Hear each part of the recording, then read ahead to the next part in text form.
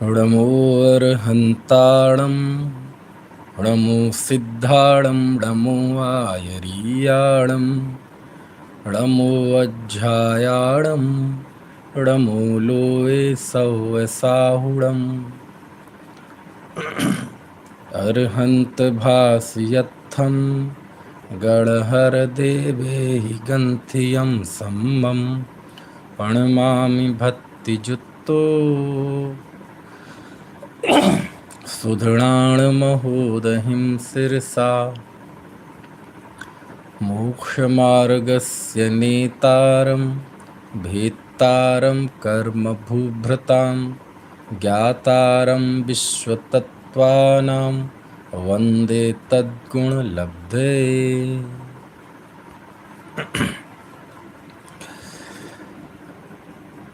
श्रुतावतार, जिसके अंतर्गत कल हमारी बात तत्वार सूत्र पर शुरू हुई थी और इस तत्वार सूत्र के विषय में कुछ प्राथमिक जानकारियां हमने ग्रहण की थी। तत्वार सूत्र के कर्ता आचार्य गृध्रपृक्ष हैं, क्योंकि इस ग्रंथ का जो प्राचीन नाम है, इस ग्रंथ का ग्रंथकार का प्राचीन नाम गृध्रपृक्षाचार्य है। धबला में आचार्य वीरसेन स्वामी ने और तत्वार्थ श्लोक वार्तिक में आचार्य विद्यानंदी स्वामी ने, ये जो हमारे प्राचीन आचार्य हुए हैं, बड़े आचार्य, उन्होंने इनका गृध्रपृक्षाचार्य ऐसा नाम से उल्लेख किया है। अब वो गृध्रपृक्षाचार्य उमा स्वामी हैं कि उमा स्वाति हैं, समझ में आया? ये अलग बात है। शिलालेखों में बहुधा जगह पे आचार्य का उमा स्वाति नाम मिलता है। जो गुरुवावली है गुरुवावली है इनकी, उसमें भी इनका नाम उमा स्वाति मिलता है। लेकिन बाद में जैसे इसके टीकाकार श्रुतसागर सूरी हुए, उन्होंने उमा स्वामी नाम का उल्लेख किया। और तत्वार सूत्र और उमा स्वामी के विषय में जो एक प्रसिद्ध श्लोक है, प्रायः प्रतियों में वह उल्लिखित मिलता है। किसने लिखा वो श्लोक, कब लिखा गया, कैसे लिखा गया, इसका कोई उल्लेख नहीं है, लेकिन वो बहुत प्रसिद्ध है। कौन सा? तत्वार्थ सूत्र कर्तारम गृध्रपृक्षोपलक्षितम वंदे गणेन्द्र संजातम उमा स्वामी मुनीश्वरम। इसमें आचार्य को गृध्रपृक्ष उपाधि से उपलक्षित कहा और उमा स्वामी कहा और गणेन्द्र भी कहा। तो आचार्य तो थे ही वो, गणेन्द्र यानी आचार्य, ठीक है। और जब कोई प्रसिद्ध आचार्य हों, बहुत बड़े आचार्य हों, तो ऐसे शब्दों का प्रयोग गणेन्द्र, है ना। ऐसे हमारे गणधर महाराज भी तो गणधर कहलाते हैं ना, गौतम स्वामी गणधर थे, तो आचार्यों के भी आचार्य थे, है ना, ऐसे। तो उमा स्वामी आचार्य का जो प्राचीन नाम मिलता है वो गृध्रपृक्षाचार्य नाम मिलता है। अब वो उमा स्वामी हुए या उमा स्वाति हुए, ये बड़ा पेचीदा प्रश्न है, क्योंकि ये सूत्र जो हैं आपस में उलझे हुए हैं। ये श्लोक जो हमने बताया, इसमें तो स्पष्ट ही उमा स्वामी कह रहे हैं। और श्रुतसागर सूरी ने भी अपनी जो टीका है तत्वार्थ वृत्ति, उसमें भी उमा स्वामी लिखा। लेकिन उसके पहले के जो उल्लेख हैं, शिलालेखों के जो उल्लेख हैं, वो नाम है इनका उमा स्वाति। अब वो कैसे हुआ, तो उसके मूल में जो श्वेतांबरों में एक वाचक उमा स्वामी हुए और उन वाचक उमा स्वामी को तत्वार्थादिगम सूत्र का कर्ता माना गया है। और उसमें वह सूत्र भी हैं और भाष्य भी है। अब वो कर्ता किसके हैं, भाष्य के कर्ता हैं कि सूत्र के कर्ता हैं, ये स्पष्ट नहीं है। भाष्य के कर्ता हैं, लेकिन सूत्र के कर्ता कोई और हैं, ऐसी भी संभावना व्यक्त की जाती है। जो भी रही हो, कई बार नाम उल्लेख वगैरह जब तक आचार्य ने स्वयं नाम ना दिया हो, उतने प्राचीन किन्हीं दूसरे प्रमाण में वो नाम ना आया हो, तो फिर इतिहास की गुत्थी उलझ जाती है ना। तो ये है, उमा स्वामी नाम हमारे यहाँ ज़्यादा प्रचलित है। उमा स्वाति कहते ही थोड़ा सा आपको ऐसा लगेगा ये नाम आपने बदल दिया, लेकिन वो उमा स्वाति नाम भी मिलता है।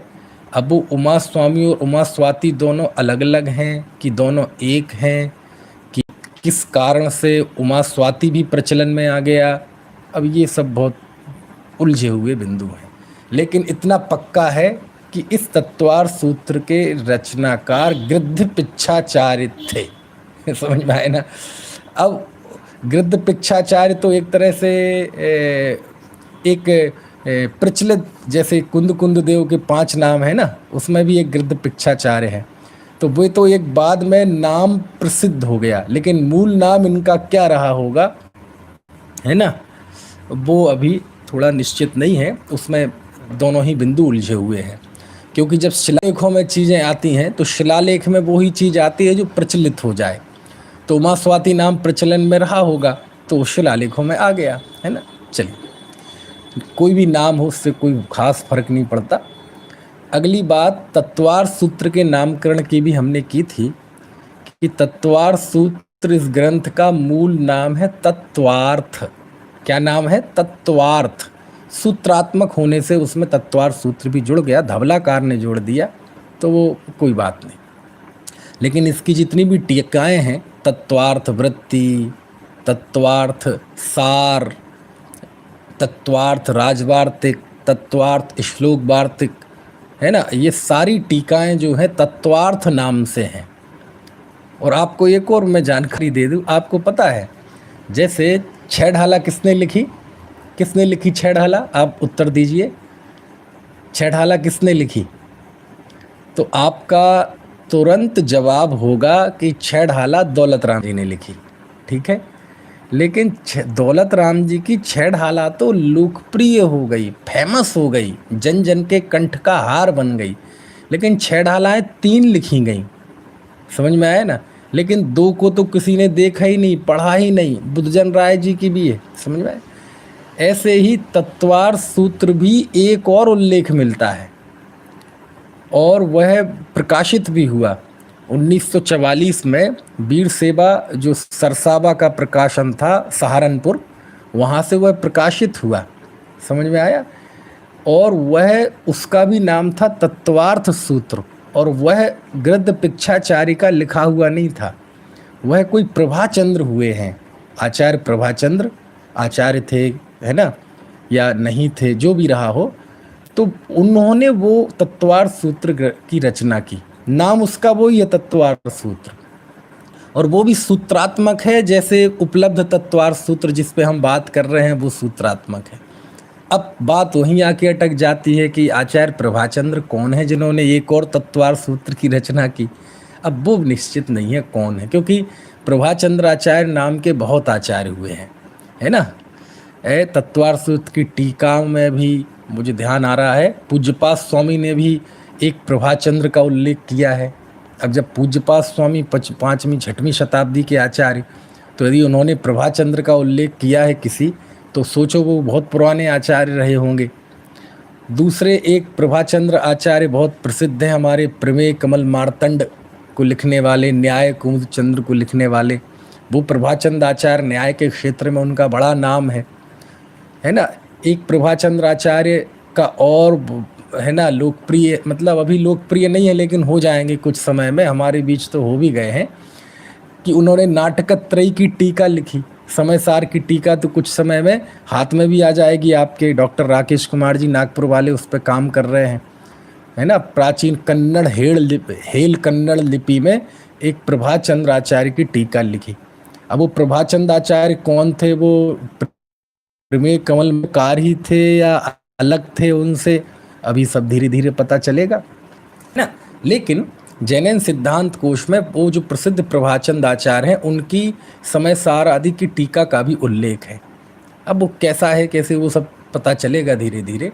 और भी प्रभाचंद्र नाम से आचार्य बहुत हुए। अब अकेले कोई प्रभाचंद्र नाम के विद्वान भी हो सकते हैं, जो भी रहा हो। ये प्रभाचंद्र नाम एक ऐसा नाम है कि शताब्दियों शताब्दियों में इस नाम के बहुत लोग हुए, है ना। बहुत अच्छा नाम लगता है ना, प्रभा चंद्र, शुभ चंद्र, समझ में आए ना। ऐसे आज भी देखो एक एक नाम के कई कई लोग होते हैं। जब मैं पढ़ता था, शास्त्री कर रहा था, तो मेरे ही बैच में 45-50 का बैच था, इसमें ही मेरे ही नाम के कई थे।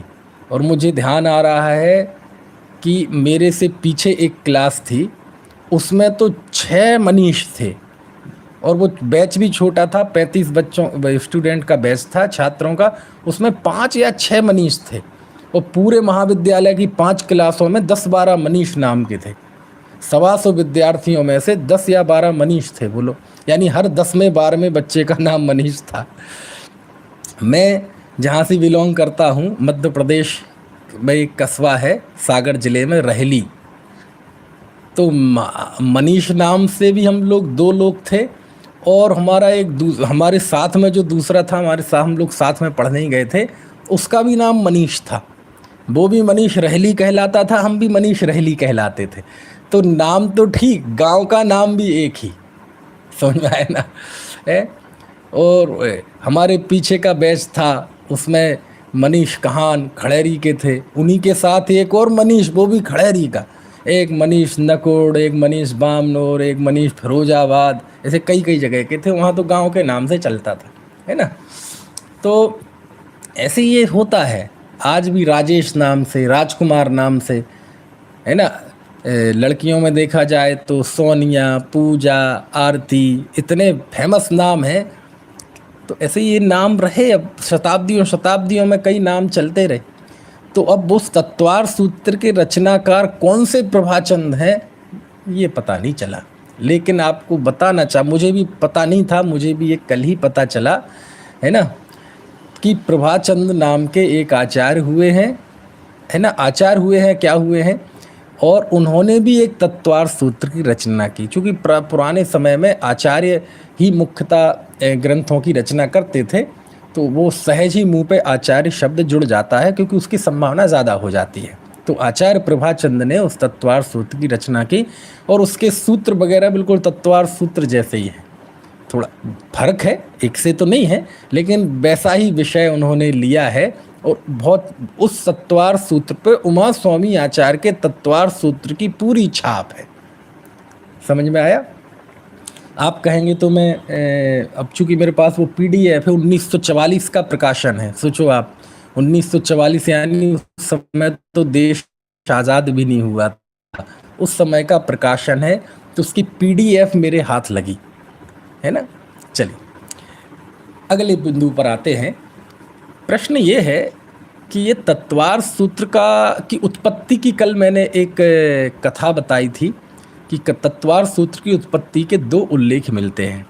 एक में तो छोटी सी कथा भी मिलती है, और दूसरा उल्लेख है आचार्य पूज्यपाद स्वामी की जो सर्वार सिद्धि टीका है, उस सर्वार सिद्धि के आधार से। ये दोनों मैंने आपको बताए थे।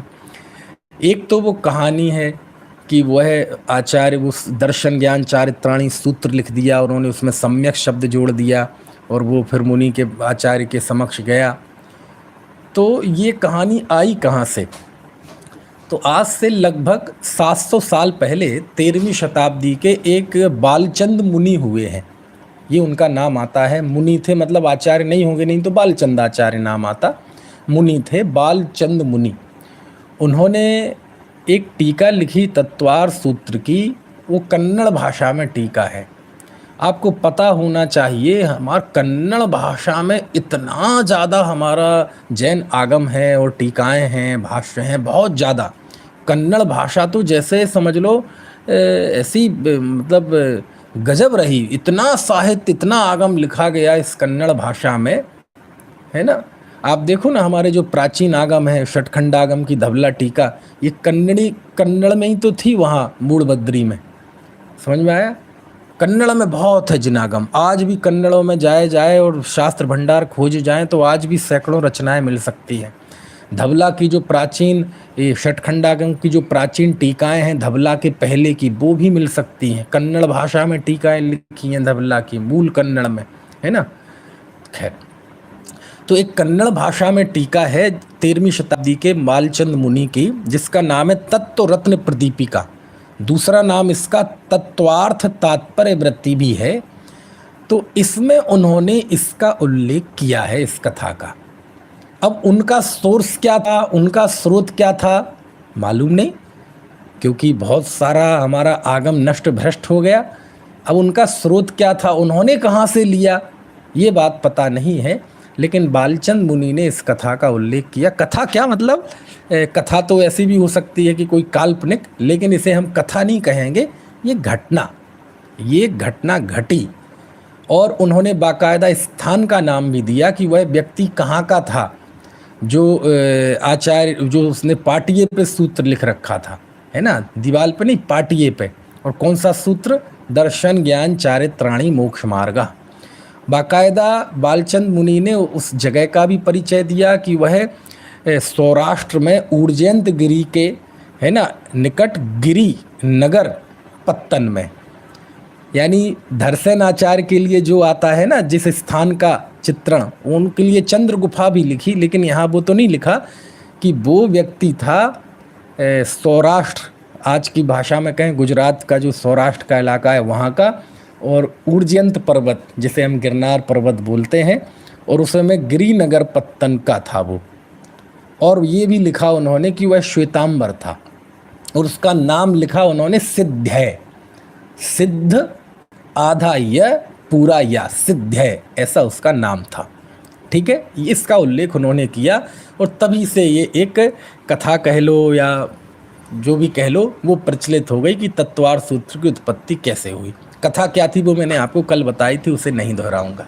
ठीक है, लेकिन जो सर्वार्थ सिद्धिकार और उसके बाद की टीकाओं में जो उल्लेख है, उसमें इस घटना का उल्लेख नहीं है। घटना कैसे आई वो बालचंद मुनि ही जानते हैं।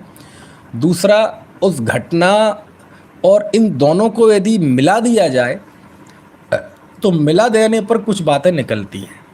कुछ बातें ये निकलती हैं, जैसे यहाँ बालचंद मुनि ने उस सिद्धय नाम के उस श्रावक को जो विशेषण दिए कि वह आसन्न भव्य था, स्वहित की लिप्सा उसे थी, ये विशेषण सर्वार्थ सिद्धि में भी हैं। यानी इतना तो साफ है कि बालचंद मुनि के सामने सर्वार्थ सिद्धि थी। सर्वार्थ सिद्धि में कोई आसन्न भव्य जीव, उन्होंने नाम नहीं लिया, कोई आसन्न भव्य जीव, सर्वार्थ सिद्धिकार, कश्चिद भव्य प्रत्यासन्न निष्ठा प्रज्ञावान स्वहितम लिप्सुर, ऐसा आया था ना, कि वो विशेषण उन्होंने वो ही हैं जो सर्वार्थ सिद्धिकार ने दिए, कि जो आसन्न भव्य जीव आया था वह प्रज्ञावान था, निकट भव्य था और अपने आत्मा के हित चाहने वाला था। वो विशेषण उन्होंने इनको भी दिए। किसको? ये जो सिद्धय नाम का था। समझ में आ रही है बात? तो ये दोनों कथाएं कहीं ना कहीं हमें एक बिंदु पर ले जाती हुई प्रतीत भी होती हैं कि सर्वार्थ सिद्धिकार ने वो पिछली कहानी यदि रही होगी तो, यदि नहीं रही होगी तो कोई बात नहीं, नहीं रही होगी तो उस व्यक्ति का उल्लेख कर दिया कि कोई एक आसन्न भव्य जीव हो सकता है। यदि ऐसी कोई घटना घटी भी हो, ऐसी उन्होंने भी कथा सुनी हो, क्योंकि सर्वार्थ सिद्धिकार से पूज्यपाद स्वामी से भी 500 साल पहले, लगभग इतना तो पक्का ही है, 500 साढ़े 500 साल पहले तत्वार्थ सूत्र लिखा गया। और 500 साल तो बहुत होते हैं। आज ही मैंने बताया था कि आज भी देखो तो आज से 100-150 साल पहले की चीज़ें संदेह के दायरे में हैं। कोई कुछ मानता है, कोई कुछ मानता है। तो उस समय, और उसमें भी 500 साल पहले तत्वार्थ सूत्र के विषय में पूज्यपाद स्वामी के सामने भी हो सकता है ये कथा रही हो। May be possible, might be possible, दोनों ही हो सकते हैं कि हो सकता है वो रही हो, लेकिन वो सोचते होंगे कि ये कथाओं में, भाई कथाएं संदेह के दायरे में आ जाती हैं, इसलिए उन्होंने उस कथा का, उस घटना का पूर्व हिस्सा गौण कर दिया कि वो क्या हुआ, मुनिराज वहाँ गए और वो सूत्र लिखा। लेकिन वहाँ से उन्होंने ले लिया कि जब वह आचार्य के समक्ष पहुँचा तो फिर उसने प्रश्न किया। प्रश्न भी वही है, समझ में आया ना? प्रश्न भी सब टीकाओं में वही है कि आत्मा का हित क्या है, है ना, आत्मा का हित का उपाय बताइए। तो फिर आचार्य ने सम्यक दर्शन ज्ञान चारित्राणी सूत्रीय लिख दिया। तो घटना के पूर्व हिस्से को यदि गौण कर दिया जाए तो लगभग दोनों में एक सी ही चीजें हैं, वैसा ही वह शिष्य था। बस इसमें स्पेशल ये है कि बालचंद मुनि ने उसे श्वेतांबर कहा है। समझ में आए ना।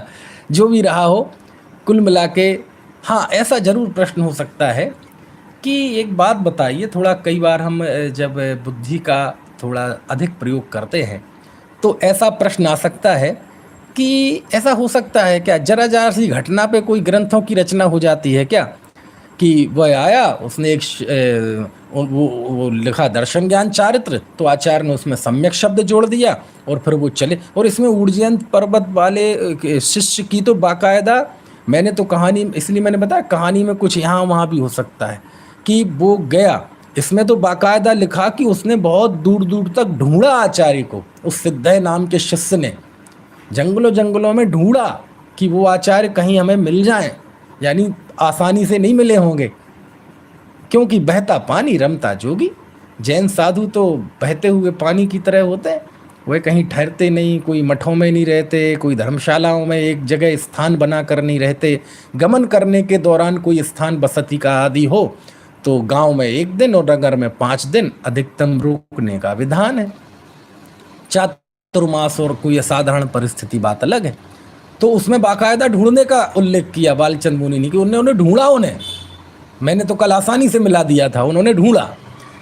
तो कोई प्रश्न कर सकता है कि ऐसे हो जाती है क्या ग्रंथ? अरे हो जाती है भाई साहब, छोटी छोटी बात पर। आप देखो हमारे यहाँ गौमट सार जैसे महान ग्रंथ की रचना कैसे हुई, तो उसकी कथा आती है कि आचार्य नेमिचंद्र सिद्धांत चक्रवर्ती महान आचार्य, वो षटखंडागम पढ़ रहे थे, समझ में आया, और षटखंडागम में धवला टीका भी होगी, वो पढ़ रहे थे वो।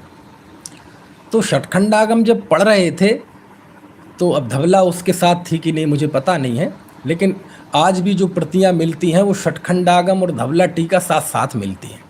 तो वो पढ़ रहे थे षटखंडागम, तो चामुंड राय राजा चामुंड राय आपने सुना होगा, तो वो आया और वो ताक झांक करने लगा।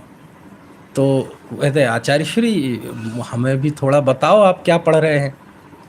तो अच्छा हुआ इतने बड़े राजनीति में रचे पचे जीव ने आखिरकार ये पूछा तो कम से कम कि हे आचार्य देव, शास्त्र में आप जो पढ़ रहे हैं थोड़ा हमें भी बताइए क्या लिखा। कम से कम है ना, राजनीति में जो है श्रेष्ठी वर्ग है, कम से कम इनके अंदर ये भाव तो आए आज कि हम किन्हीं ज्ञानियों के पास पहुंच जाएं तो कोई राजनीति की चर्चा ना करें, कोई समाज के विद्वेष की चर्चा ना करें, कोई दुनिया भर की चर्चा ना करें, कम से कम ये पूछें तो कि हे आचार्य देव, आप जिस स्वाध्याय का आनंद लेते हैं तत्व का, थोड़ा हमें भी पकड़ाइए उसका रसास्वादन। तो चामुंड राय ने, तो आचार्य ने वो शास्त्र बंद कर दिया। बोले आपने बंद क्यों कर दिया? तो कहे वो आपके हिसाब का नहीं है। आपके हिसाब का नहीं है मतलब तुम राजकाज में उलझे हुए, अब इतने ये मूल शास्त्र प्राचीन शास्त्र हैं, कितने गंभीर हैं, तुम पढ़ोगे भी तो तुम्हें समझ में नहीं आएंगे, तो महाराज फिर हमारे लिए कुछ लिख दो। तो उन्होंने फिर चामुंड राय के निमित्त, चामुंड राय तो तत्काल में निमित्त हो गया, लेकिन भव्य जीवों पर करुणा करके उन्होंने गोमट सार आदि ग्रंथों की रचना की, षटखंडागम और उसके उस सब विवेचन का सार लेकर। देखो एक छोटी सी घटना ने हमारे लिए कितना बड़ा काम कर दिया कि आज नेमिचंद सिद्धांत चक्रवर्ती आचार्य के अमृतमयी ग्रंथ हैं। समझ में आए ना। कोई षटखंडागम धबला आदि का पढ़ने का निषेध भी करने लगे तो गोमट सार का नहीं कर सकता, क्योंकि वो साथ घटना जुड़ी है कि वो तो राजा के निमित्त से ही लिखी थी, गृहस्थ था वो। समझ में आए ना। तो इसलिए बहुतेरे आज के लोग जीव ही ऐसे हैं कि वो कहते हैं कि वस्त्रधारी ये गृहस्थों को धबला षटखंडागम नहीं पढ़ना चाहिए, गोमट सार पढ़ सकते हैं, क्योंकि सिद्धांत ग्रंथों के अध्ययन का जो अधिकार है वो गृहस्थों को नहीं है।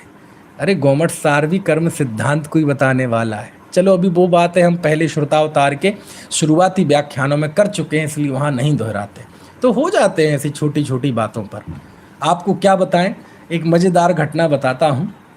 आज से लगभग 20 साल पहले की घटना है, सन 2000 की, क्योंकि 2000 में मेरा ग्रेजुएशन यानी शास्त्री कंप्लीट हुई थी। उसी साल की घटना है ये।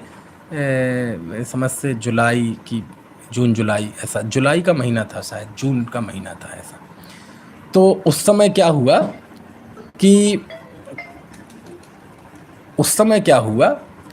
कि हमने एक एक ग्रुप शिविर लगाया था 20 साल पहले बुंदेलखंड के 35 स्थानों पर। मैं था, मेरे सह संयोजक थे, कौन किसी का सह, हम दोनों ही सह संयोजक थे। हमारे विपुल मोदी थे सागर के, दलपतपुर के, आजकल सागर में हैं। तो हम दोनों उसके संयोजक थे। तो हम लोगों ने वो लगाया शिविर। पहले तो महीने 2 महीने पहले पूरी जगह घूमे, स्वीकृतियाँ ली, फिर शिविर हुआ। और शिविर के अंतिम दिन, समझ में, अंतिम दिन उस शिविर का समापन समारोह चल रहा था। कहाँ पे? द्रोणगिरी में, सैनपा। आज द्रोणगिरी प्राचीन तीर्थ है, बहुत बड़ा तीर्थ है। द्रोणगिरी का उल्लेख तो आज से 1950 साल पहले भगवती आराधना में आया है, दौंड नाम से। तो द्रोणगिरी बहुत प्रसिद्ध तीर्थ क्षेत्र है, सिद्ध क्षेत्र है। तो वहाँ पर वो ग्रुप शिविर में क्या, जहाँ 35 जगह शिविर लगा था ना, तो आखिरी दिन सब लोग वहाँ अपने लोकल स्तर पे उन्होंने समापन किया। फिर एक बृहद समापन समारोह, एक साथ समापन वहाँ रखा द्रोणगिरी में। वहाँ आश्रम है, अब तो उसका स्वरूप बहुत बदल गया। तो वहाँ रखा और सब लोग वहाँ आए, गाड़ियों से, बस से, जैसे जिसकी भी सुविधा थी वहाँ आए। तो वहाँ पहले प्रवचन हुआ सुबह से, लेकिन उस दौरान कुछ मतलब विरोध का वातावरण बन गया, क्योंकि मतलब बहुत सारी चीज़ें, ये समाज की सब चीज़ें हैं, वो सब बातें याद कह के मैं मुंह में क्यों कड़वाहट लाऊं। कुल मिला के खूब विरोध हुआ। रातों रात सारी व्यवस्थाएं छीन ली गई। जहां अब 400-500 लोग हैं, आ गए हैं, उनके भोजन की व्यवस्था बहुत बहुत उपद्रव हुआ। और उस दौरान क्या हुआ कि मैं एक भजन गवा रहा था, तो अब पीछे से 15-20 लोग, ज़्यादा भी होंगे, कम मैंने काउंट नहीं किए थे, वो नारे लगाते हुए आ गए, इनकी जय, उनकी जय, और उस उद्देश्य से कि हमें इनके कार्य में अंतरा करना, इसे ध्वस्त करना है। तो वो तो बिल्कुल आ गए। और मैं उस समय, अब सबका ध्यान उस तरफ चला गया, उस तरफ। अब मैं भजन गवा रहा था, तो कोई भजन ना गाए, सबका ध्यान डाइवर्ट हो गया। तो मैंने कहा, अरे रे, वहाँ ध्यान मत दो, अपन तो भक्ति करो। सिद्ध क्षेत्र में आए हैं, सिद्ध क्षेत्र में आए तो भक्ति करो, अपन कोई मैयत में थोड़ी आए हैं।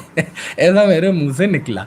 और वो मैयत शब्द मैंने क्या बोला कि झगड़ा हो गया, क्योंकि वो तो झगड़ने के लिए आए थे। तो मैयत नहीं बोलते, को और कुछ और बोलते, तो उस पर झगड़ना था। तो बोले इन्होंने मैयत बोला, हमें मैयत बोला, हम मैयत में आए हैं, ऐसा बोला। और फिर वहाँ विध्वंस हुआ। और फिर वो हम पे हमला करने के लिए भी आगे बढ़े, हालांकि हो नहीं पाया। और फिर आनन फानन में तुरंत मुझे फिर गाड़ी में बिठाल के फिर ले गए और नज़रबंद कर दिया। खैर वो हो गया।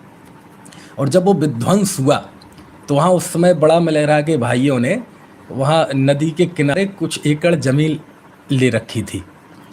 और ज़मीन ले रखी थी, बस ले रखी थी, वो तो नदी के किनारे थी, है ना। कोई बहुत ज़्यादा उनकी ऐसी कोई प्लानिंग भी नहीं थी, बस ले रखी थी। तो फिर क्या हुआ, जब बहुत उपद्रव हुआ तो सब लोग जुलूस लेकर उस ज़मीन पे गए। अब आप देखो, खेत, बड़ी बड़ी वो सूखी घास, क्योंकि वो था, वो बिल्कुल जैसे खेत होते हैं, खुले खेत, वैसे था वो। वहाँ गए, वहाँ समापन समारोह हुआ, जैसे तैसे आनन फानन में जो व्यवस्था हुई थी वो किया। हमारे श्री शुद्धात्म प्रकाश जी भारिल, पंडित हमारे आदरणीय भाई साहब अशोक जी लोहाड़िया, है ना, जो मंगलायतन के निदेशक थे, वो थे। बहुत सारे लोग थे, हमारे पीयूष शास्त्री जी थे भाई साहब, जो कि टोडरमल स्मारक के प्रबंधक हैं, और भी कई लोग थे। तो मैं तो नज़रबंद हो गया था, बाकी वो हो गया। तो उस समय उन्होंने वहाँ संकल्प लिया कि आज हमें यहाँ से निकाला गया है, हम यहीं पे एक संकुल खड़ा करेंगे। और आज एक बहुत बड़ा संकुल खड़ा हो गया वहाँ, जिसका नाम है सिद्धायतन। समझ में आया ना।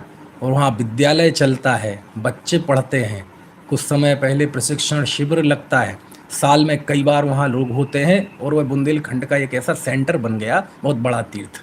समझ में आया। तो आज भी लोग, हमारे मित्र वर्ग जो हैं, वो मजाक में कहते हैं, जैसे पहुँच जाएं, बोले देखो ये सिद्धायतन के शिलान्यास करता आ गए। बोले क्यों?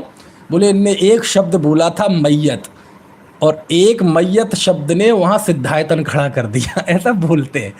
तो उसमें कुछ अतिशोक्ति है और कुछ बात सही भी है, समझ में है ना। तो वो कहते कि देखो, बोले अपने ऐसे हमारे लोग आपस में बात करते रहते हैं, जब साधर्मी आपस में मिलते हैं तो तत्व चर्चा भी होती है और मजाक भी इन्हीं सब चीज़ों को लेके कहते हैं। तो कहते हैं, बोले हमारा एक एक विद्वान इतना ज़बरदस्त है कि एक शब्द बोल देता है तो उस शब्द से तीर्थ खड़े हो जाते हैं। बोले उन्होंने एक मैयत शब्द बोला था और तीर्थ खड़ा हो गया। ये जो चिदायतन बन रहा है, उम्मीद करें जल्दी ही बन जाए, बहुत बड़ी परिकल्पना है, बहुत बड़ा प्रोजेक्ट है। ये ऐसे ही हुआ था कि वहाँ हस्तनायपुर में 5-7 लोग बैठ के स्वाध्याय करते थे, तो वो आत्मार्थी लोग थे, 5-7 भी नहीं होंगे, हो सकता है कम हो। उन्हें मना कर दिया, बोले यहाँ नहीं करेंगे। तो बोले कहाँ करेंगे? बोले अपन अपना स्थान बनाएंगे। और वो इतना बड़ा तीर्थ बन गया। तो छोटी छोटी बातों पर इतने बड़े तीर्थ बन जाते हैं, समझ में आया ना। ये परिणामों की विचित्रता बहुत अलग है, और कहीं कहीं परिणाम, विशुद्ध परिणाम बहुत कमाल के होते हैं, और कई कई कषाय का भाव भी कमाल का होता है। एक मड़ावरा नाम की जगह है उत्तर प्रदेश में, झांसी ललितपुर के वहीं आसपास में गया हूँ। छोटा सा कस्बा है और मेरे समझ से 10 मंदिर हैं वहाँ। और वो 10 मंदिर कैसे बन गए छोटी सी जगह पे? आजू बाजू मंदिर कैसे बन गए? कई बार कषायों से भी संरचनाएं हो जाती हैं। मूल में कोई कषाय का भाव था कि मैं जब तक दर्शन अपने खुद के बने हुए मंदिर की दर्शन नहीं कर लूँगी तब तक भोजन नहीं करूँगी, ऐसा किसी ने संकल्प ले लिया और वो मंदिर बनाना पड़ा आनन फानन में। कषाय से भी बन जाते हैं, लेकिन लोक के लिए कल्याणकारी होते हैं, वो मूल में कुछ भी रहा हो। तो ऐसी घटनाएं होती हैं, ये अविश्वसनीय नहीं है। जब किसी ने उल्लेख किया है, जब हमारे प्राचीन कोई उल्लेख आता है तो सबसे पहले उसे विश्वास की दृष्टि से देखें कि हाँ उल्लेख आया है, ये सही होगा। हाँ, कदाचित एकदम कोई अप्राकृतिक बात हो जो हो ही नहीं सकती, समझ में आया ना, फिर अपन उसके लक्षणार्थ और व्यंजनार्थ वो चीज़ें निकालें। लेकिन ये घटना हो सकती है, और इस घटना का उल्लेख बालचंद मुनि ने 700 साल पहले किया है, तो फिर लगता है कि कुछ ना कुछ बात तो थी। क्योंकि उसी जिसका इन्होंने सिद्धय नाम दिया, उसी का वो जब लिखते हैं तो वो कोई एक आसन्न भव्य जीव कहते हैं, और उसी को श्रुतसागर सूरी ने नाम दिया, नाम लिखा है द्वैयाक नाम का। तो कहीं ना कहीं दोनों कथाओं का कुछ कनेक्शन है, ऐसा मुझे समझ में आता है। कि हो सकता है पूज्यपाद स्वामी के सामने भी ये कहानी रही हो, क्योंकि उनसे 500 साल पहले तत्वार सूत्रकार हुए, और 500 साल में तो कितनी दुनिया बदल जाती है, कितनी घटनाएं जुड़ जाती हैं। तो हो सकता है उन्होंने उन सब चीज़ों से बचने के लिए बस एक आसन्न भव्य जीव, समझ में आया ना, एक आसन्न भव्य जीव कह के यदि उनके सामने कथा थी तो उस कथा को गौण कर दिया। बोले हमारे प्रस्तुत विषय से इस कथा का कोई संबंध भी नहीं है, ये कथा हो भी और ना भी हो तब भी हमारी तत्वार सूत्र पे कोई फर्क पड़ने वाला नहीं। तो ये सब चीज़ें हैं। कुल मिला के ये है कि इतना तो फिक्स है, तय है कि तत्वार सूत्र की रचना एक भव्य जीव, और भव्य नहीं केवल एक आसन्न भव्य जीव, और केवल आसन्न भव्य नहीं, प्रज्ञावान, प्रज्ञावान मतलब विद्वान, बुद्धिमान, एक ऐसे जीव। और केवल प्रज्ञावान नहीं, निकट भव्य, प्रज्ञावान, और तीसरा जो विशेषण दिया, जिसे अपने आत्महित की इच्छा हो, इच्छा नहीं, इच्छा शब्द में मजा नहीं है, अपने आत्मा के हित की लिप्सा हो। क्या हो भैया? लिप्सा हो। ऐसे जीव के निमित्त इस तत्वार सूत्र की रचना हुई है। और तत्वार सूत्र का कोई भी प्रकरण हम पढ़ें, कोई भी सूत्र पढ़ें, तो इस थीम को कभी ना भूलें कि एक ऐसे जीव के लिए तत्वार सूत्र की रचना की जा रही है जो निकट भव्य है, जो आत्मा के हित का लिप्सु है और विद्वान है। ऐसे जीव के लिए वो तत्वार सूत्र लिख रहे हैं। यानी ये तत्वार सूत्र का संबंध सीधे आत्महित से है, क्योंकि उसने प्रश्न ये किया था। क्योंकि ये प्रश्न सब जगह कॉमन है, कोई भी टीका ले लो, प्राचीन ले लो, अर्वाचीन ले लो, कथा ले लो, कहीं ले लो, ये प्रश्न वो कॉमन है कि वो प्रश्न पूछा गया, हे आचार्य देव, आत्मा का हित क्या है? आत्मा का हित मोक्ष है, तो उसका उपाय क्या है? इन प्रश्नों के जवाब में ये तत्वार सूत्र की उत्पत्ति हुई। तो घटना को गौण भी कर दिया जाए तो जिसके निमित्त हुई वह व्यक्ति मतलब विद्वान था, आत्महित का इच्छुक था और निकट भव्य था। और दूसरा, उसने आत्मा के हित संबंधी प्रश्न किए थे। ये दो बातें तो कॉमन है, इसमें कहीं कोई संदेह नहीं है, जिसके जवाब में आचार्य देव ने तत्वार्थ सूत्र लिखा। कुछ बात समझ में आ रही है? इससे क्या बात निकल कर आई कि हम भी यदि चाहते हैं हमारा आत्महित हो, अपने आत्महित की लिप्सा, लिप्सा कौन सा शब्द? लिप्सा यदि आपको है, स्वहित लिप्सु, यदि आत्महित के लिप्सु हैं आप, लिप्सा वाले हैं, ठीक है, तो आप तत्वार्थ सूत्र का अध्ययन जरूर करें। चलिए अगले बिंदु पर आते हैं। आखिरकार इस तत्वार्थ सूत्र का इतना महत्व क्यों है? ग्रंथ तो हजारों हैं, शास्त्र तो हजारों हैं, सूत्र ग्रंथ भी हजारों हैं, सूत्र शैली में लिखे गए, लेकिन तत्वार्थ सूत्र का इतना महत्व क्यों है? तत्वार्थ सूत्र में आखिरकार ऐसा क्या है कि युग बदलता है, समय बदलता है, परिस्थितियां बदलती हैं, अभिरुचियां बदलती हैं, इसके बावजूद भी तत्वार्थ सूत्र का महत्व कभी कम नहीं हुआ। लगभग कुंद आचार्य देव के शिष्य थे, तो ये समझ लो 1900 साल पहले लगभग ये लिखा गया होगा तत्वार्थ सूत्र। आज भी 1900 साल बीतने के बाद भी इस पे हजारों की तादाद की टीका का तो उल्लेख है। वीर सागर जी भाई साहब बता रहे थे एक दिन कि इसकी 1000 टीकाओं का उल्लेख है, प्राप्त नहीं है लेकिन उल्लेख है। और यदि वो बिल्कुल हूबहू स्वीकार कर लिया जाए तो हम ये कह सकते हैं कि सैकड़ों टीकाएं लिखी गई, और उपलब्ध नहीं है तो हम ये भी कह सकते हैं हजारों लिखी गई। क्यों? क्योंकि कोई भी शताब्दी बदल जाती है, लेकिन कोई भी विद्वान आचार्य होंगे जो लेखन करते होंगे, तो कुछ वो करें चाहे ना करें, तत्वार्थ सूत्र की टीका लिखने में उनका अपना एक रुझान होता है। समझ में आए ना? आज भी देखो, हम तो नाम भी नहीं जानते। आज आप मंदिरों में जाएं, है ना, प्राचीन टीकाओं की बात नहीं कर रहा हूँ, प्राचीन टीकाओं का तो मैं उल्लेख करूँगा अभी, क्योंकि तत्वार्थ सूत्र पर बहुत बात करूँगा मैं।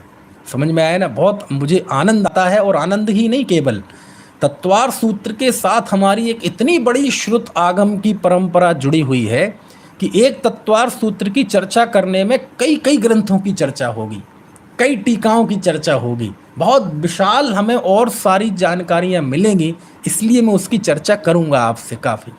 आज भी आप मंदिरों में जाएं तो कई कई विद्वानों के, कई कई मुनिराजों के, आचार्यों के, अर्जिकाओं के, छुल्लक के, छुल्लिकाओं के आपको तत्वार्थ सूत्र पर टीकाएं मिल जाएंगी।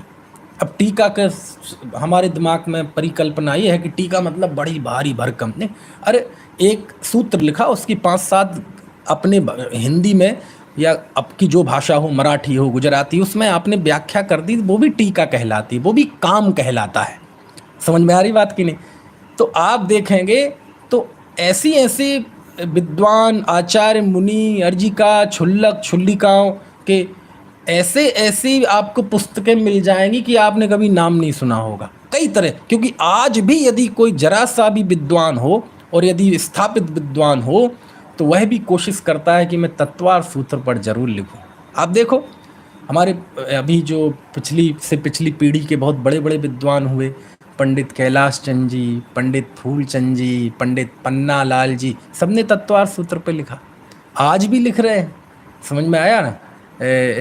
पंडित रामजी भाई ने भी बहुत बड़ी टीका लिखी, मोक्ष शास्त्र, है ना, मेरे सामने दिख रही हैं तत्वार्थ सूत्र की कई टीका मैंने लाइन से लगा रखी हैं।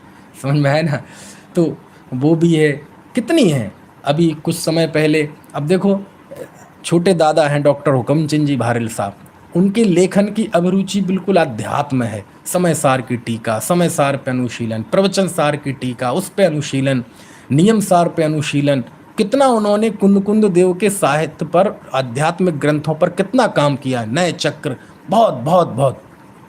लेकिन वो भी अपना ये लोभ संवरण नहीं कर पाए, है ना, और उन्होंने भी तत्वार्थ सूत्र की टीका लिखी, तत्वार्थ मणि, है ना। मुझे भी उन्होंने पढ़ने दी थी जब पहला भाग आया था कि मनीष तुम उसे पढ़ना, और बोले इसमें कुछ लगे ऐसा तो तुम मुझे बताना, अपन फिर इसे और मॉडिफाइड ऐड कर देंगे, जो भी हुआ उन्होंने, हालांकि ये तो उनका प्यार होता है, ऐसा कह दिया, उनको कौन निकालेगा, है ना, समझ में आए ना। वो एक तरह से उन्होंने हमें पढ़ने दी, लेकिन वो एक मतलब सामने वाले पे लाड़ बताना होता है कि बेटा आप इसे पढ़ना, कोई हो तो बताना कमी। खैर, तो कहने का आशय, आज भी बहुत लोग, मैंने भी सोचा था कि मैं भी तत्वार्थ सूत्र पर कुछ लिखूं, समझ में आया ना। और मैंने बहुत साल पहले लिखे 8-10 पृष्ठ 15 पृष्ठ मैंने लिख भी लिए थे, 2-4 सूत्रों की व्याख्या भी लिख ली थी, समझ में आया।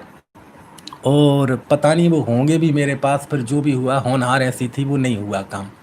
खैर, तो कहने तत्वार्थ सूत्र, आखिर ऐसा क्या है इस तत्वार्थ सूत्र में कि आचार्य समंतभद्र स्वामी ने इस पर 84,000 श्लोक प्रमाण टीका लिखी। कितनी कितनी कितनी कितनी कितनी फिर से बोलूं, 84,000 श्लोक प्रमाण।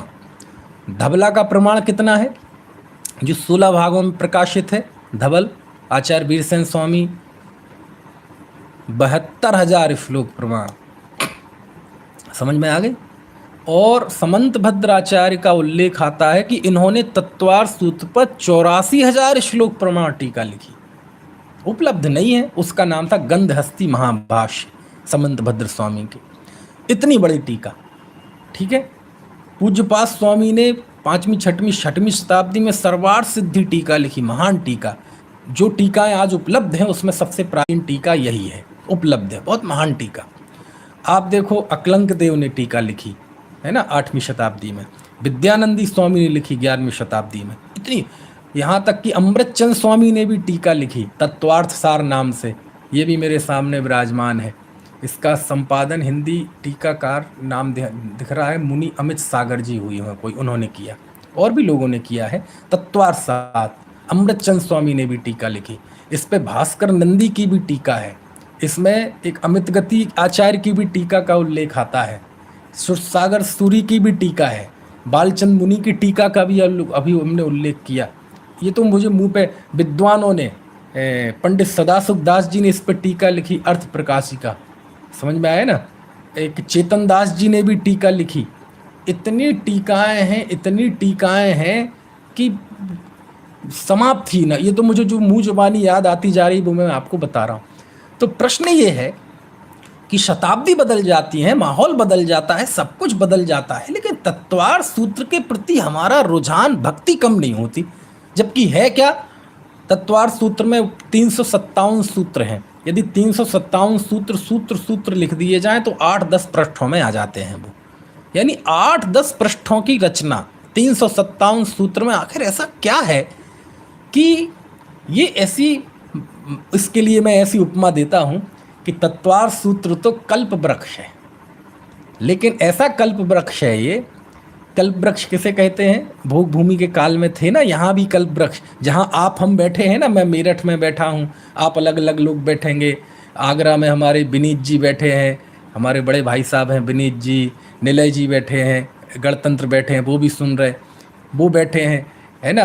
वहाँ भोपाल में हमारे अंकुर भाई बैठे हैं, निपुण बैठे हैं, वो भी सुन रहे हैं, सब जगह। और भी अब सब लोग मुझे ध्यान नहीं है, विदिशा से हमारे संजय जी जुड़े हुए, कितने कितने लोग हैं।